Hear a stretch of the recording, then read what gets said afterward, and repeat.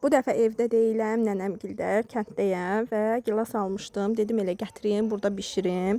Əslində heç bir şəkildə həvəsim yoxdur vlog çəkməyə, amma ki istədim ki bu da belə olsun. Bilirsiniz ki, toyuqlarımın hamısı öldü və cəmi 8 dənəsini kəsib buzluğa qoya bilmişdim. Başqa heç bir şey, çünki artıq vəziyyətləri pis olduğuna görə heç kəsmək də istəmirdim ki, xəstədirlər, artıq yaramırlar.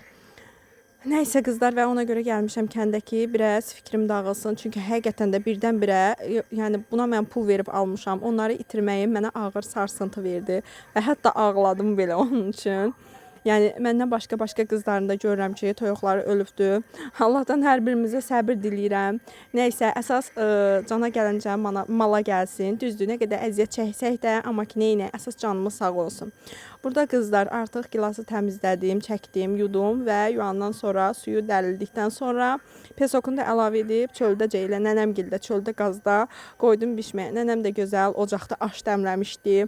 Nuş edəcəyik və kimlər evdən çıxmadan gəlir əldə etmək istəyirsə, pul qazanmaq istəyirsə,